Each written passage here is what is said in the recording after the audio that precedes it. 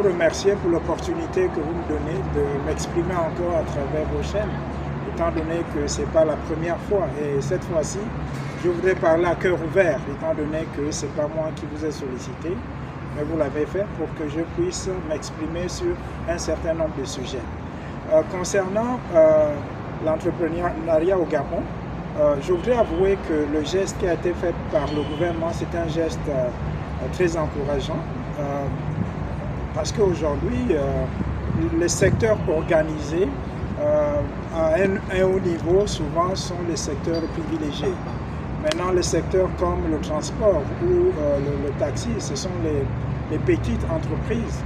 Ce sont des secteurs dont le gouvernement n'a pas toujours eu à non seulement mettre des moyens, mais également encourager dans le sens de encadrer les jeunes. Cette action est une très bonne action. Je pense que ça mise d'un côté la relance de l'économie dans le secteur du transport, de l'autre côté donner du travail aux jeunes ou encore aux autres Gabonais. Non seulement un travail direct, mais aussi un travail indirect, vu que cela va s'étendre dans plusieurs domaines du transport, c'est-à-dire celui de l'exploitant, mais également le bénéficiaire qui est l'usager. A pris un terme, je viens d'arriver du voyage là, de l'extérieur, j'ai appris un terme, c'est un gorille. Voilà, il ne faut pas que les Gabonais voient tout comme gorille, c'est-à-dire il ne faut pas qu'ils puissent penser que tout est gratuit. Il faut toujours un effort, parce que quand tout est gratuit, il n'y a pas d'effort. Mais quand on met de l'argent dans quelque chose, on met un effort dans cette chose-là. Je pense que 1 million 200 000 francs CFA comme garantie pour aider dans l'acquisition en fait de taxis, c'est quelque chose de raisonnable. Le tout, c'est quoi? C'est que les gens doivent s'organiser pour que celui qui a besoin d'un taxi puisse avoir cela. Je ne pense pas que c'est exagéré, mais c'est plutôt en fait encourageant. Par rapport à moi, je dis oui, je suis arrivé, ça fait peut-être bientôt 1 an. En novembre, ça fera 1 an. À titre personnel, je pense que j'observe toujours. Mais sur le plan collectif, je pense qu'il y a quand même des efforts qui ont été faits. Et à l'exemple, bien entendu, de cette affaire de taxi. Et il y a aussi une réforme au niveau des entreprises. Je vois souvent à la télévision, notamment moraliser les entreprises. On voit des défaillances qui ont été observé à partir de la malversation financière de certaines entreprises. Donc la moralisation en fait non seulement du personnel au haut niveau, mais aussi du moins des employés, que ce soit les entreprises d'État ou les entreprises, quand je parle entreprises d'État, c'est-à-dire les entreprises parapubliques, mais aussi assainir le secteur même entrepreneurial dans le sens de la plateforme, l'écosystème que le gouvernement a mis en place à travers non seulement les mécanismes qui sont là pour aider les petites et moyennes entreprises, mais aussi les industries, mais aussi les moyens administratifs, c'est une très bonne chose. Maintenant, pour la moralisation des entreprises, le tout c'est quoi? C'est que j'appelle au gouvernement à ne pas faire du buzz. Parce que, bon, j'ai vu, par exemple, au niveau de la ECG, il y a eu beaucoup de choses qui ont fait couler l'encre. Je pense qu'il ne faut pas que le gouvernement soit juge et parti. C'est le gouvernement qui a placé les gens qui étaient là, même si c'est l'ancien, mais aussi le nouveau gouvernement. Les entreprises parapubliques sont des entreprises, en fait, qui sont dirigées d'un côté par les gens, je parle actuellement, les gens qui ont quitté l'administration du Gabon, des dirigeants passés, mais aussi des dirigeants actuels. Et certains aussi qui ont continué parce que les dirigeants actuels, c'est l'ensemble de ceux qui ont été par le passé et ceux qui sont venus sous le CTI et sous le nouveau gouvernement. Donc, je crois qu'il y a une possibilité d'être transparent dans la moralisation, en fait, disons, des entreprises de l'État, mais aussi des entreprises privées dont l'État a quelque chose à voir là-dessus. Pourquoi? Parce que, par exemple, les enquêtes. Quand on fait les enquêtes, il faut que les enquêtes soient des enquêtes, en fait, où c'est pas les dirigeants qui gagnent, c'est le peuple qui gagne. Je reprends l'exemple. J'ai suivi quelque chose à la télévision sur la Poste, parce que moi, je suis directement ou indirectement impliqué, vu que j'ai un protocole d'accord avec la Poste. Vous, les journalistes, vous avez dit, voilà, le PDG était payé à 10 millions, maintenant il a augmenté son salaire à 12 millions, ce qui n'est pas réel. Pourquoi? Parce que si vous, les journalistes, quand vous enquêtez, par exemple, quand vous faites des enquêtes, il faut aller jusqu'au bout. Parce que, bon, est-ce que vous avez vu son salaire? Vous avez vu, par exemple, son bulletin de salaire pour prouver cela? Donc, il y a beaucoup de choses qui sont faites. Parfois, ceux qui commanditent, en fait, les enquêtes voudraient, en fait, avoir bonne presse. C'est le cas aussi, par exemple, de l'AECG. J'ai aussi appris, par exemple, que le directeur de l'AECG a été interpellé à l'aéroport et tout pour raison d'enquête. C'est bon, mais en fait, tout ça profite à qui? Est-ce que ça profite, disons, au CTRI, au gouvernement, ou ça profite à la population? Parce que dans une histoire, il faut aller jusqu'au bout. Donc, le gouvernement se doit de faire souvent des enquêtes en fait, comment dire ça, qui sont des enquêtes où c'est le Gabon qui gagne, au lieu que ça soit une affaire de buzz des dirigeants actuels. Nous avons présenté au Gabon un plan d'action qui avait 3 axes. Le premier axe, c'est l'inclusion financière, et c'est pourquoi vous faites allusion à la monnaie électronique, mais ici, il ne s'agit pas de la monnaie électronique, il s'agit des services financiers.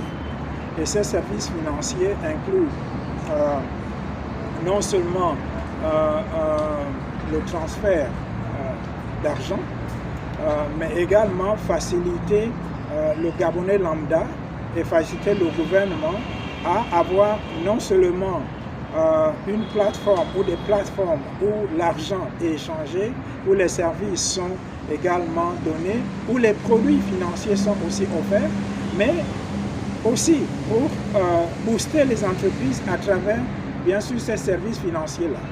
Bon, et le deuxième axe, c'est, disons, réduire la fracture numérique dans le cadre de faciliter les gens à avoir accès à la communication à travers l'Internet, utilisant non seulement les services, mais également les produits qui sont des produits de la communication, qui sont dans tous les domaines, parce qu'aujourd'hui, on ne peut plus vivre sans pourtant que l'Internet soit au centre de nos activités, que ça soit dans les zones rurales, que ça soit dans les zones urbaines, ou encore que ça soit dans ce qu'on appelle les zones blanches, ou le dernier kilomètre, où c'est difficile. Je vous donne par exemple, je vous donne une information. Vous savez que quand il y a eu le coup d'État, il y a eu des villages au Gabon qui n'ont pas eu cette nouvelle pendant près de 2 semaines. Et certains ont eu cette nouvelle à partir des radios de l'extérieur, que ce soit du Cameroun ou bien du Congo. Donc c'est vous dire qu'il y a des zones qui sont coupées et qui sont entièrement coupées de tout ce qui se passe, et pour un pays, ce n'est pas normal. Donc le troisième axe, c'est les emplois. Donc notre objectif, c'est quoi? C'est de produire des emplois, et nous avons présenté ces actes. Et quand on parle de création des emplois, il y a 2 volets. Le premier volet, c'est le volet, du moins, où nous suscitons les entrepreneurs à travers des services et des produits que nous offrons, à travers également toute la technologie que nous offrons, y compris la formation, mais aussi à travers les revenus, bien sûr, de tout ce que nous faisons. Et c'est ça qu'on appelle susciter la richesse, créer la richesse. Disons. Donc les trois axes, ce sont les axes que nous avons présentés dès le début. Maintenant, comment ça va? Les choses évoluent un peu plus de l'autre côté parce que nos projets sont des projets sous-régionaux avec le Congo Brazzaville. Nous avons lancé les produits et les services financiers ce mois-ci. Nous avons aussi lancé la marketplace, donc nous voulons parler de cela, le e-commerce, donc une plateforme où les entreprises, que ce soit les entreprises de l'État ou encore privées, ou un citoyen lambda expose non seulement ses produits, mais également trouve des solutions à travers, bien sûr, ces plateformes-là. Et nous avons aussi signé plusieurs accords, par exemple, avec les petites et moyennes entreprises du Congo, qui constituent 80% de l'économie du Congo, dans l'objectif, bien sûr, de rebooster les compagnies à travers non seulement la digitalisation de ces compagnies, mais aussi à travers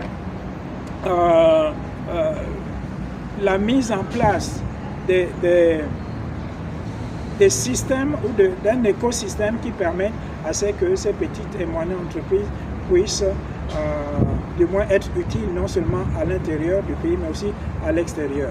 Donc, comment ça va? Au Gabon, ça traîne un petit peu, mais il y a des petits efforts qui sont en train d'être faits, notamment avec le partenariat avec la Poste. Le partenariat, du moins, nous sommes en conversation avec certaines agences et compagnies para-étatiques, y compris avec certaines autorités, et nous espérons que les choses vont aller de l'avant. À l'instar du Gabon, du Congo, nous avons aussi le Congo-Kinshasa où nous sommes en train de faire un peu de progrès. Les gens ici, je parle des autorités, les gens ici, les autorités sont souvent en charge de ce qu'ils priorisent. Et dans certains secteurs, ce n'est pas leur priorité, surtout quand ils ne gagnent pas politiquement dans ce que vous êtes en train de faire. Bon, alors que dans le cas par exemple de notre projet qui est l'innovation de la Poste, et vous savez qu'aujourd'hui la Poste fait, comment dire ça, est à la une par rapport à ce par rapport à ce qui se passe, nous apportons ici des solutions innovatrices pour non seulement la Poste, mais également les secteurs dont ces solutions vont du moins bénéficier. Nous pensons que ça devrait être une priorité, bien sûr, pour les dirigeants. Et puis de l'autre côté, comme j'ai souvent dit, vous savez, quand vous n'avez pas un appui, au Gabon, c'est très difficile. Quand nous allons, que ce soit au Congo Brazzaville ou au Congo Kinshasa, aujourd'hui on est appelé aussi ailleurs, ça on en reparlera, nous avons des autorités qui sont en fait impliquées, qui ont adopté les projets. Certaines autorités sont des autorités en fait qui sont des parrains, d'autres selon les chaînes de responsabilité. C'est des autorités qui voient ces projets-là comme des projets qui vont relancer l'économie, bien sûr, de ces pays-là. Donc, moi, ce que je plains ici, c'est quoi? C'est souvent pour nous, les entrepreneurs, qui ne montrons pas de l'intérêt dans le fait que les politiciens vont bénéficier. Le problème que nous avons, c'est que on a l'impression que personne n'est en charge. Et quand quelqu'un essaie d'aider un petit peu, il est limité parce qu'il ne peut pas traverser au-delà de ça. Parce qu'ici au Gabon, comme tout ailleurs, les responsabilités sont généralement hiérarchisées. Donc vous pouvez commencer un projet, celui qui est en bas vous aide, au fur et à mesure que vous montez, vous êtes limité. Et c'est ce que nous avons trouvé ici au Gabon et j'espère que les choses vont changer. Il y a beaucoup d'avancées qui ont déjà été constatées. Si je devais m'adresser au président Oligui, vous savez, quand un joueur, aujourd'hui on parle du match Barça-Real de Madrid. Quand un joueur est performant, il n'a pas à convaincre l'arbitre qu'il est performant. Il n'a pas à convaincre la population, le public qu'il est performant. Il doit marquer les buts. Il ne doit pas également dire à l'arbitre d'utiliser les règles à son avantage ou à son désavantage. Il est sur le terrain, il doit marquer les buts, il doit faire gagner l'équipe. C'est comme ça aussi avec la politique. La politique aujourd'hui, vous voyez aujourd'hui avec la campagne aux États-Unis, les deux candidats sont sur le terrain, c'est celui qui est fort qui doit gagner. Le président Oligui a un avantage aujourd'hui. Sur le plan populaire, les Gabonais en majorité veulent de lui, quel que soit le bruit que les activistes ou les hommes politiques ou la société civile peuvent faire.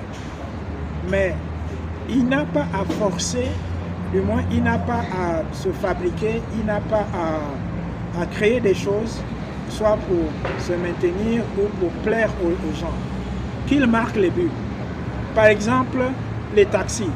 C'est un but qui a été marqué, même si certains peuvent se plaindre, mais les gens voient. Par exemple, la route, c'est des buts qui sont marqués.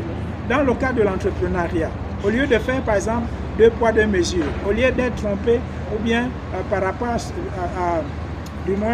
son administration, qui parfois fait 2 poids, 2 mesures, parce que je voudrais vous dire ceci, et je voudrais dire aux Gabonais, quand je vois les choses de loin, il semble que le général Oligui, c'est la meilleure personne qu'on a dans cette administration-là, par rapport aux ministres.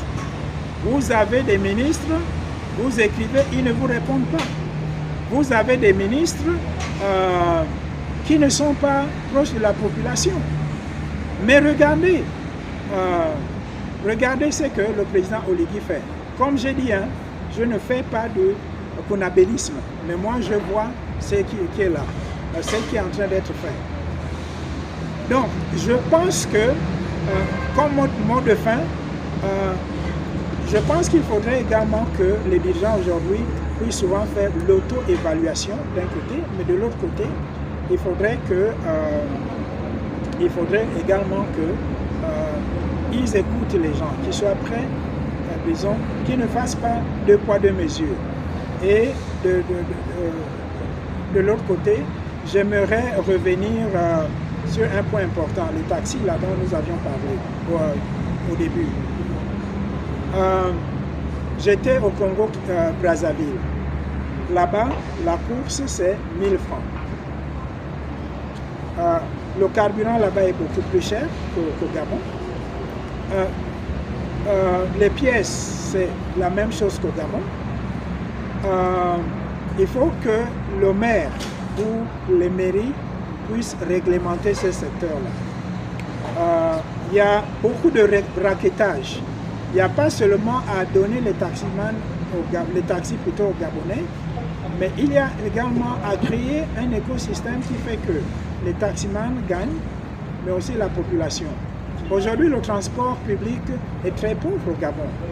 Comment moi je passe souvent de là où j'habite, en ville. Je traverse à peu près peut-être 2 lycées.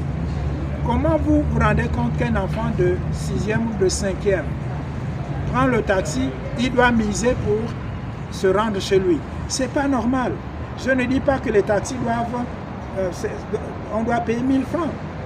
Mais aujourd'hui, c'est à la tête du client. Pour une course, 4000, au moins 5000. Et pour 1 heure, nous allons jusqu'à 10 000. Et ça, ce n'est pas normal. Il faut qu'on puisse réglementer cela d'un côté. De l'autre côté, vous avez ce qu'on appelle au Congo-Kinshasa l'esprit de mort. Vous savez ce qu'on appelle l'esprit de mort? Ce sont les taxis qui sont presque des tombeaux, pas des tombeaux, qui sont des cercueils roulants, où même les poignées sont défectueux. Quand vous arrivez à l'intérieur de ce taxi, vous dites, mais comment ce taxi a pu être mis en circulation? Donc, il faut également que les mairies puissent essayer de réglementer cela pour que ça puisse parce que c'est aussi l'image de la ville. Vous avez des étrangers qui viennent de l'extérieur, dans le cadre des affaires et autres. Quand ils arrivent, ils voient que c'est des cercueils ambulants qui les transportent. Ça, ce n'est pas normal. Et que les taximans également se rendent compte que c'est un travail noble. Ce n'est pas un petit travail. Quand vous transportez les élèves, vous les aidez. Vous transportez les étudiants, vous les aidez. Donc, de l'autre côté, à l'endroit des mairies, je pense également que les mairies doivent faire leur travail. Ils doivent faire leur travail et elles doivent faire leur travail pour que tout le monde soit, bien entendu, puisse bénéficier.